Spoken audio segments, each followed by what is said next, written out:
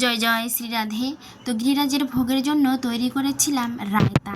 আর এই রায়তাটা কিন্তু ব্রজবাসীরা ভীষণ পছন্দ করে। আর এটা খাওয়াও কিন্তু শরীরের জন্য ভীষণ ভালো, বিশেষ করে গরমের দিনে।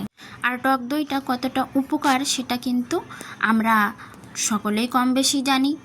তো যাই হোক, এখানে আমি রায়তা তৈরি করার জন্য 200 গ্রামের মতো টক দই নিয়েছিলাম, আর সেটাকে হ্যান্ড গ্রাইন্ডারের সাহায্যে ফেটিয়ে নিয়েছিলাম।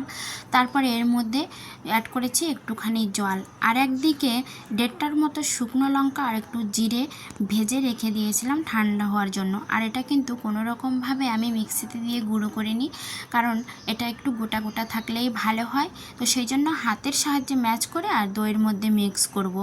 আর এখানে অ্যাড করেছিলাম একটু বিট নুন আর একটু গোলমরিচের গুঁড়া, আর ওই যে হাতে ম্যাচ করে রাখা মশলাটা সেটাও এর মধ্যে অ্যাড করে দেবো। আর এর মধ্যে যেটা মেন সেটা হচ্ছে রায়তার বুন্দেটা কিন্তু একটু আগের থেকে ভিজিয়ে রাখলে সব থেকে ভালো হয়। তো আমার কাছে যেহেতু অতটা সময় ছিল না, তাই আমি শুকনোটাই অ্যাড করেছিলাম।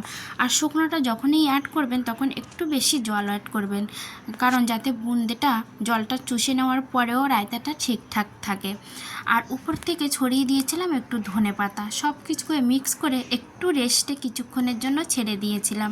আর একটা ভালো কথা কি জানেন, এই প্রসাদটা পাওয়ার পরে হাজব্যান্ড যখন বলল যে সত্যিই আজকের রায়তাটা ভীষণ সুন্দর হয়েছে, খেতে খুবই টেস্টি হয়েছে, অনুষ্ঠান বাড়ির থেকেও সুন্দর হয়েছে, তো আমারও শুনে একটু ভালো লাগলো।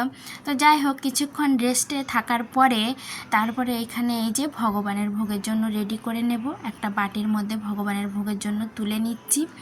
আর এটা যত বেশি ততটা আপনারা খেতে পারবেন, তাতে কোনো ধরনের কোনো রকম সমস্যা নেই, কারণ এটা শরীরের জন্য যেমন উপকার আর তেমন কিন্তু খাওয়াও খুব ভালো। তাই একটু বেশি মাত্রায় খাওয়া হয়ে গেলেও এটাতে কোনো রকমভাবে কোনো ক্ষতি হয় না। আপনারাও গরমের দিনে এই ধরনের খাবার বাড়িতে তৈরি করে ভগবানকে দিন এবং নিজেরা পান। এগুলো খাওয়া শরীরের জন্য